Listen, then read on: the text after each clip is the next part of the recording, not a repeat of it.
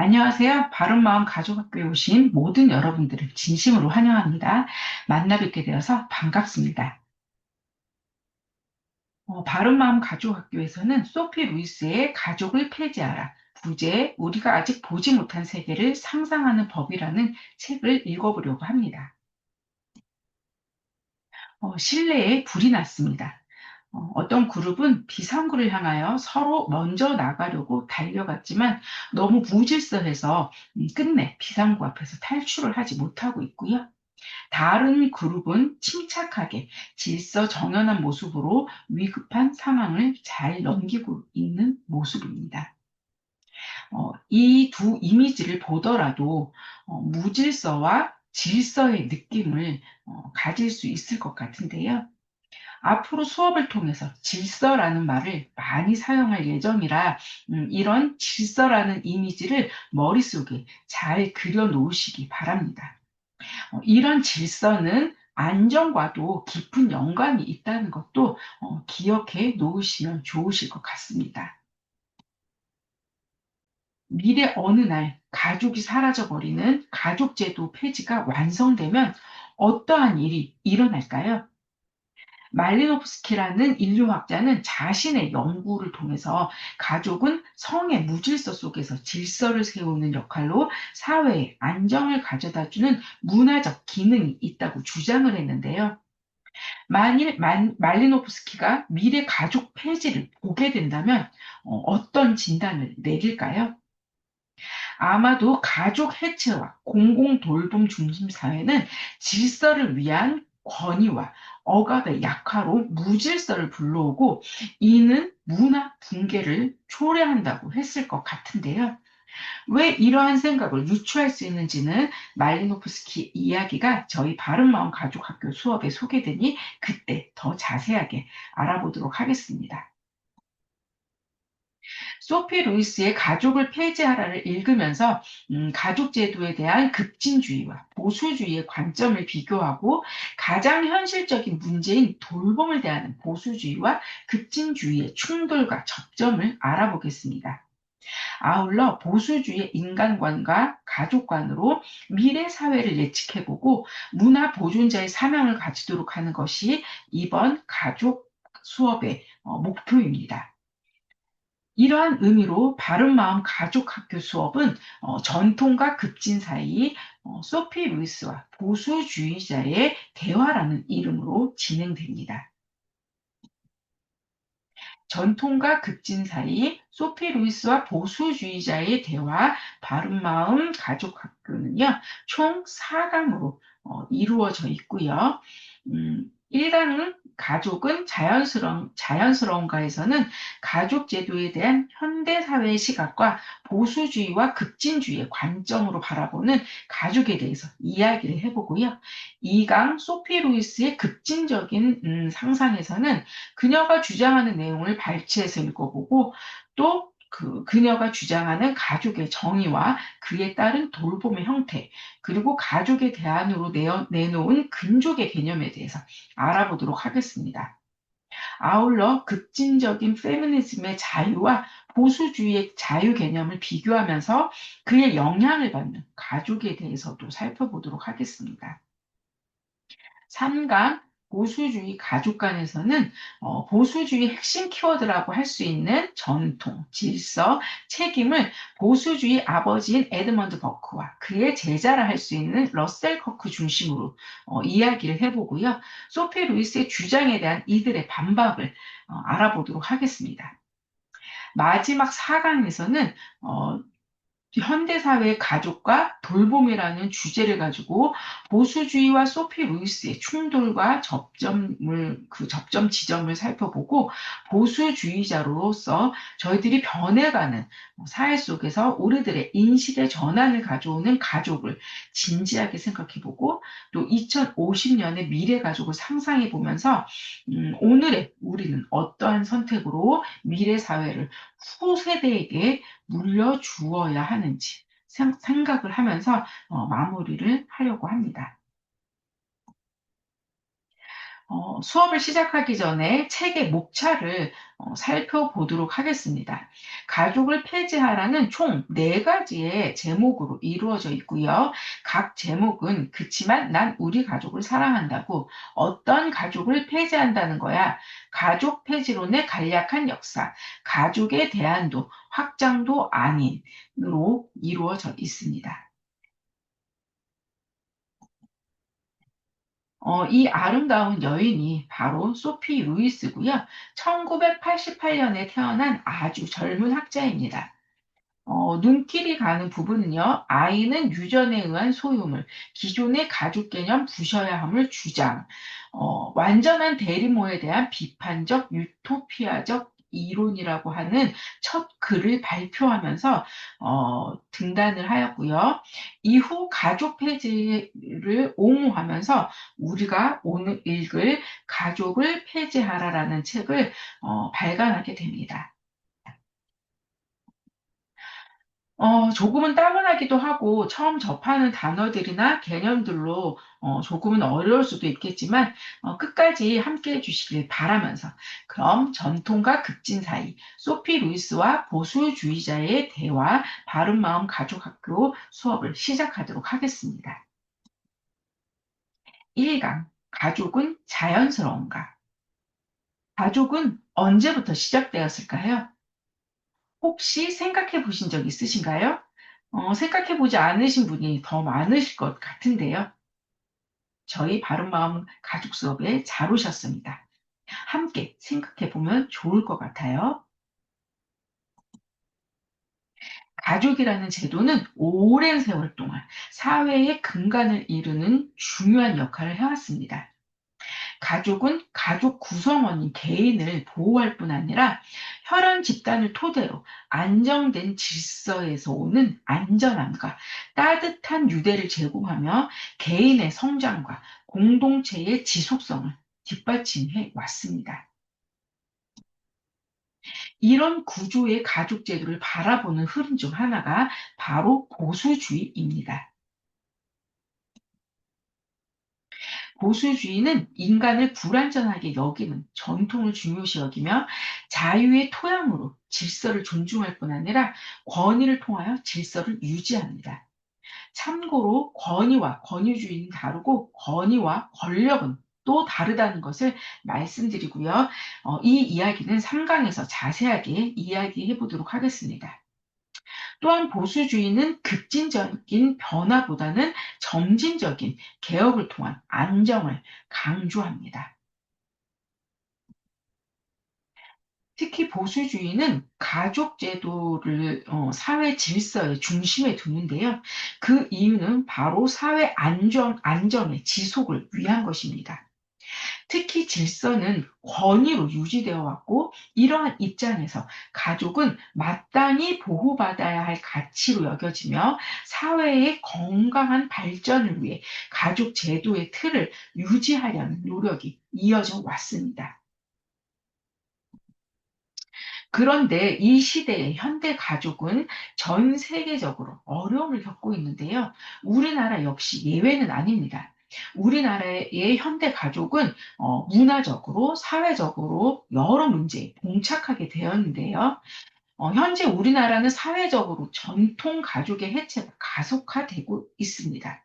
특히 1인 가구나 또 미혼, 비혼, 가정이 늘어나고 있다고 합니다.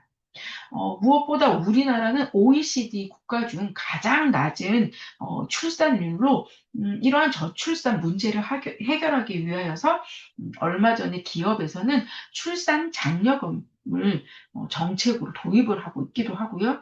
또 직원이 출산을 하게 되면 1억 원을 지급하여서 화제가 되었던 적도 있습니다. 그런가 하면 지난 윤석열 정권 때는 저출산 감소를 시키기 위하여서 복지부 차관이 결혼을 안 하고도 아이 낳을 수 있게 하겠다고 하면서 비혼 출산을 장려를 하는 그러한 일도 있었습니다. 또 문화적으로 어려움을 또 겪고 있는데요. 핵가족을 넘어서 다양한 가족의 형태가 등장을 하게 됩니다.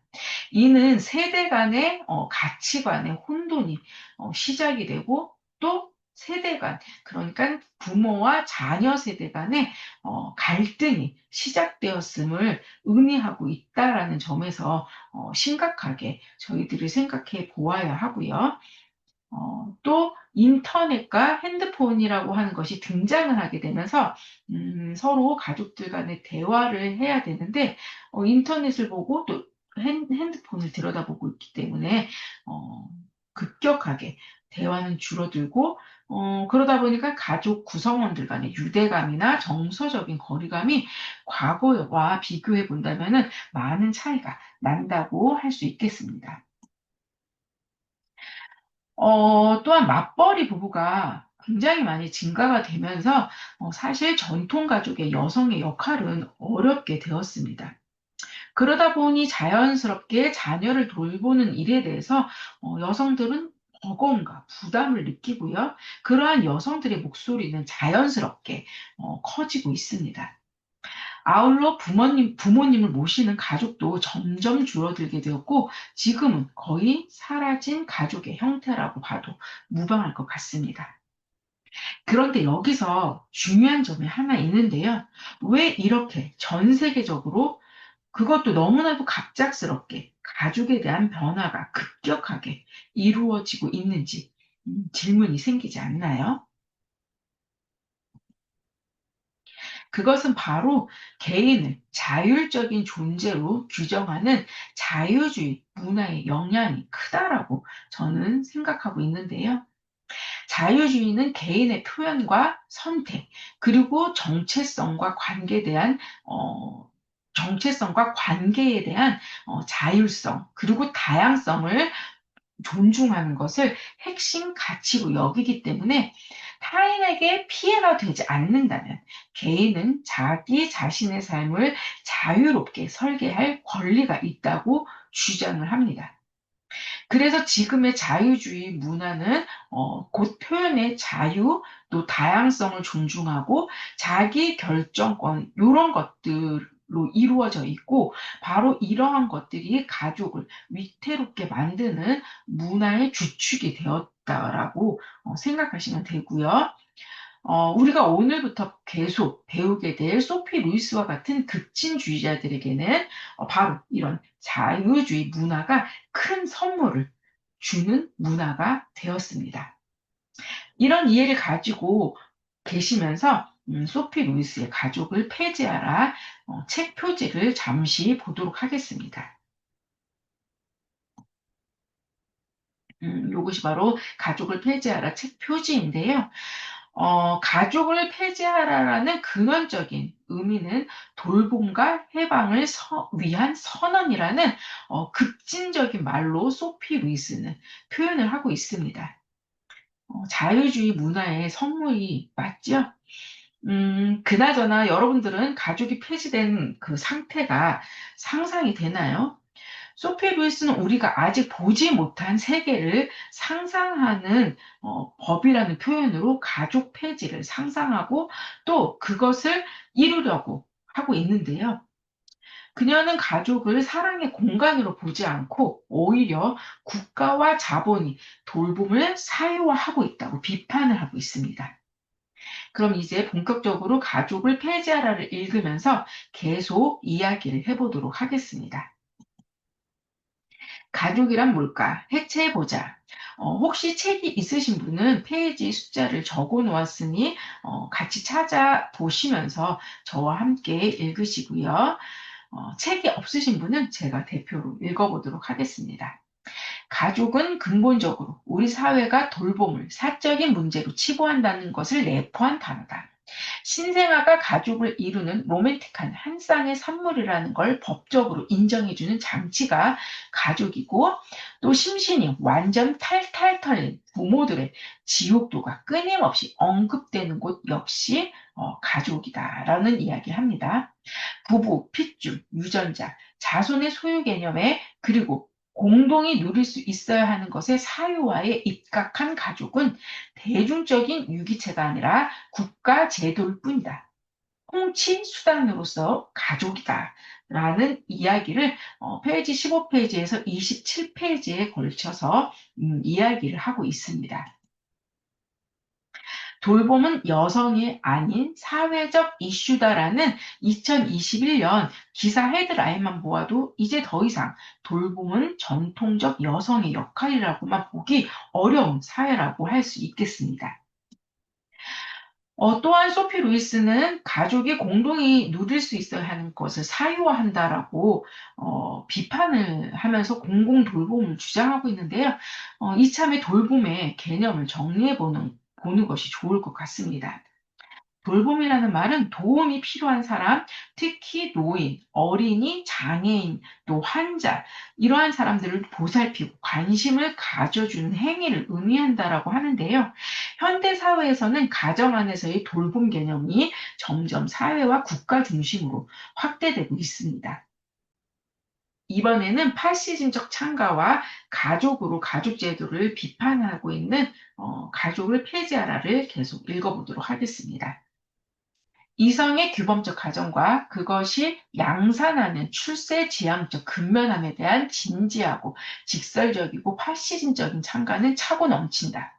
기후소설을 비롯해 국가 위기 상황이나 대재앙에 관련된 제언물에서는 다른 모든 게 무너져 내렸을 때 우리가 의지할 필요가 있는 핵심적인 관계는 가족이라는 입장을 굽히지 않는다. 고전 소설, 가족 만화, 드라마, 시트콤, 회고록의 가족주의와 이성의 커플 중심성에 대한 풍자는 이렇게 페이지 32에서 34페이지에 나오고 있는 이 글을 읽어보고 제가 느낀 게 문화와 미디어에 나타나는 이런 가족주의와 이성의 커플 중심성에 대한 풍자를 소피 루이스는 굉장히 못마땅하게 생각하는구나라고 하는 그녀의 심기가 저는 조금 엿보였다라는 생각이 들었습니다. 여러분들은 어떠신지 궁금하네요.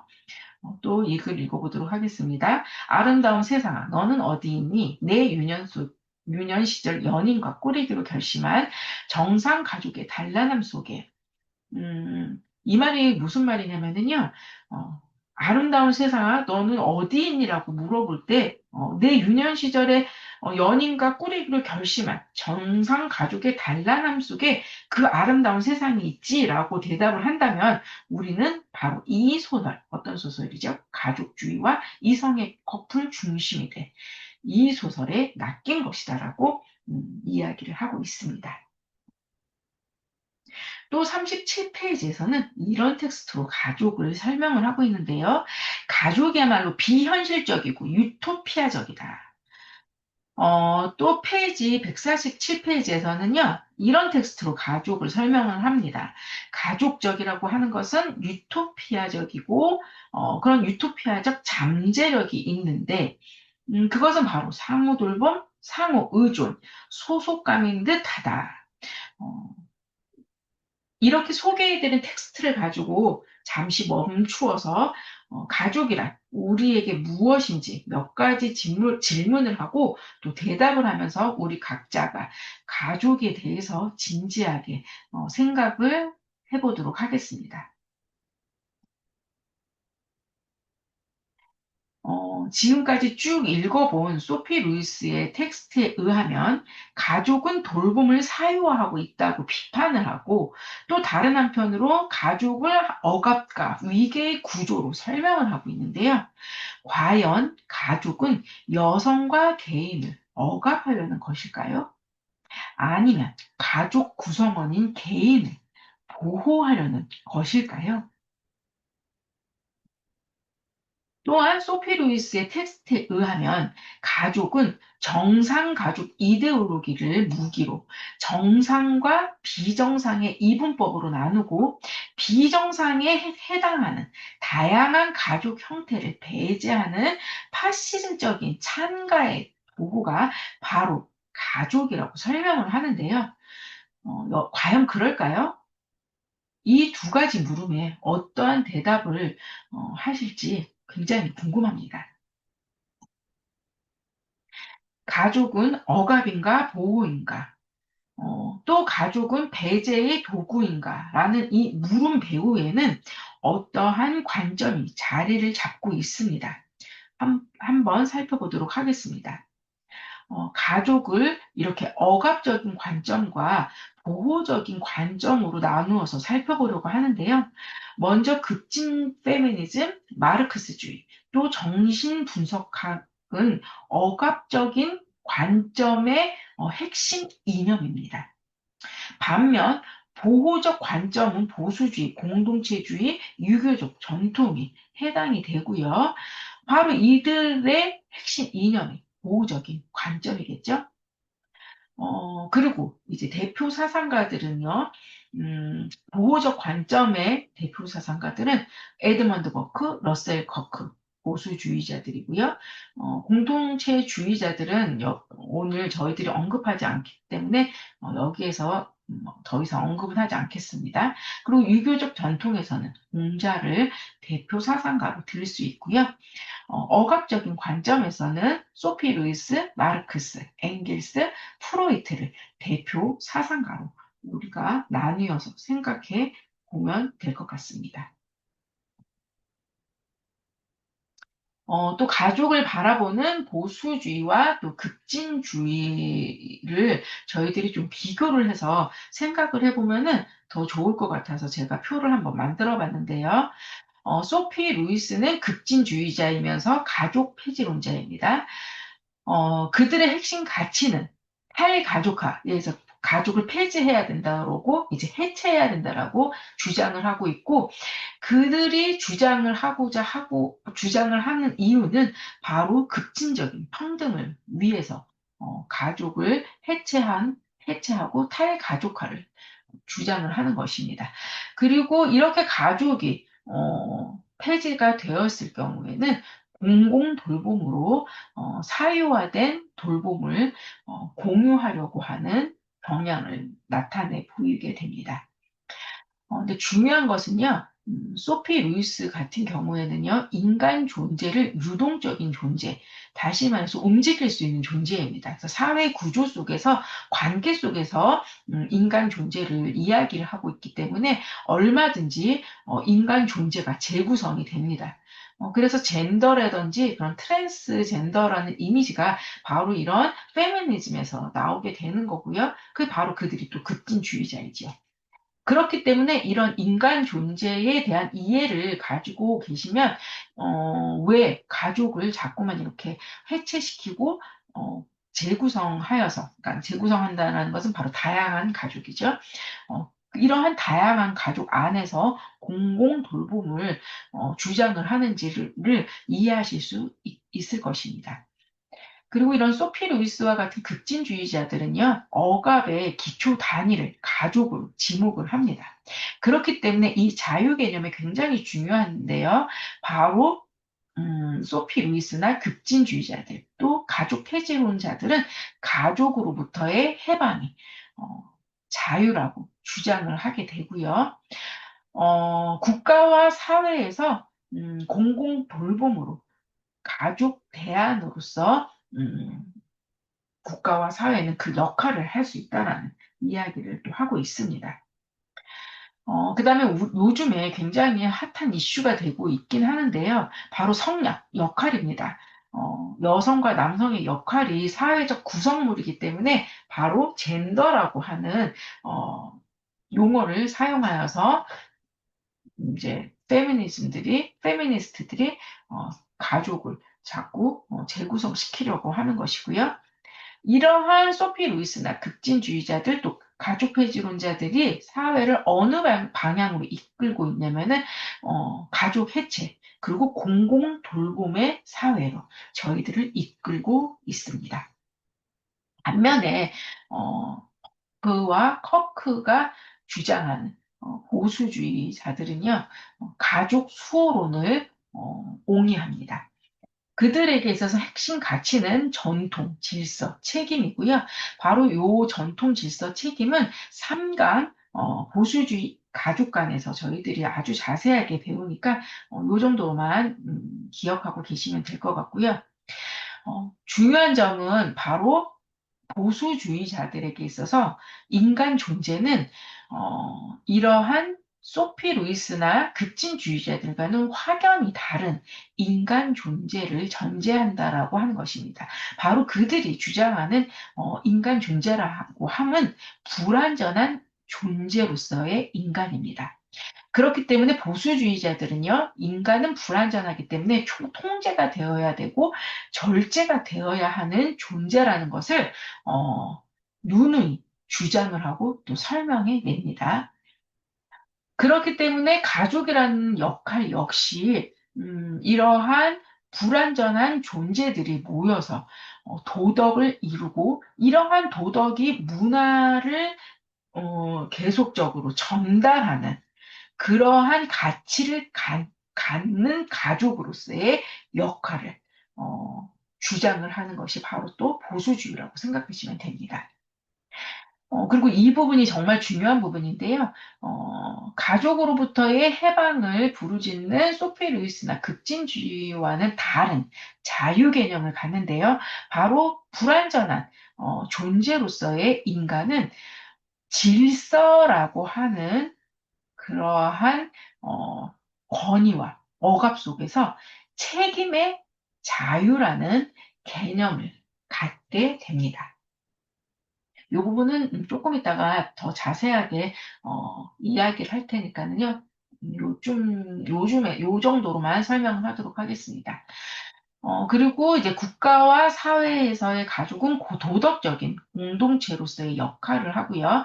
그 다음에 이제 성 역할은 당연히 생물학적으로 남성과 여성이라고 하는 성이 있고, 그 다음에 이제 가족이라고 하는 것은 수천 년 동안 해체되지 않고 계속적으로 전통적으로 이어져 왔기 때문에 역사적 검증이 끝났다라고 보수주의자들은 주장을 합니다. 그렇기 때문에 가족을 폐지한다든지 해체한다든지 이런 가족을 파괴한다라는 생각은 아예 불가능하다라고 보는 것이 보수주의자들의 입장이고요.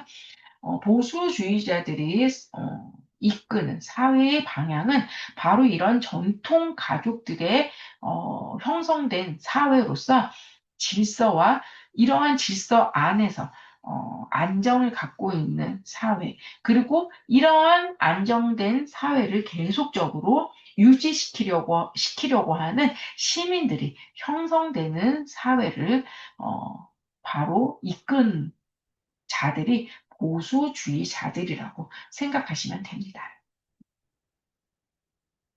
이제 질문에 답을 해보는 시간을 가지려고 하는데요. 이 문장은 가족을 폐지하라에서 나오는 문장입니다. 상대와의 관계에 이름을 붙이는 방식은 다양하다. 어, 과연 상대와의 관계에 이름을 붙이는 방식은 다양하다라고 말한 문장의 의미를 저희들이 한번 생각해 보고자 합니다. 티파니 네타보 킹의 이야기인데요. 한번 요 글을 가지고 한번 저희들이 생각해 보려고 합니다. 생각을 좀 더 잘 해보기 위해서 이미지를 가지고 왔습니다. 여기 아빠와 딸이 있습니다. 이 그림은 여류화가 베르트 모리조의 그림인데요. 자신의 남편과 딸을 그린 그림입니다. 여러분들이 보고 계시는 이 아빠와 딸의 관계에 이름을 붙여 보겠습니다. 억압적인 관점과 보호적인 관점으로 잘 생각해 보시기 바랍니다. 아빠는 딸을 보호하는 것일까요? 아니면 아빠라는 지위를 사용하여 딸을 억압하려고 하는 것일까요? 1강 가족이 자연스러운가를 마무리하면서 이러한 질문을 우리 스스로에게 해볼 수 있을 것 같은데요. 우리의 가족은 해체가 마땅한 가족일까요? 아니면 자유주의 문화 속에서 가족을 보호해야 할까요? 여기서 중요한 것은 바로 자유 개념입니다. 가족을 생각할 때 우리는 어떠한 자유에 의미를 두는지 반드시 생각해 보아야 합니다. 내가 생각하는 자유의 의미는 가족이라는 제약으로부터 해방인지 아니면 가족 안에서 책임 있는 자율의 의미의 자유인지 진지하게 고민해 보시기 바랍니다. 이러한 자유의 선택은 우리의 삶에 많은 영향을 미칠 뿐 아니라 가족 제도와 또 돌봄과 깊은 관계가 있음을 기억하시면 좋을 것 같습니다. 이렇게 오늘 바른마음 가족 수업 1강을 마무리하겠는데요. 어떠셨는지 궁금합니다. 첫날이어서 여러 가지 개념들이 조금씩 어색했을 것도 같은데요. 포기하지 마시고 4강까지 잘 따라오시기를 부탁드리면서 다음 시간 2강 소피 루이스의 급진적 상상에서 다시 만나 뵙도록 하겠습니다. 감사합니다.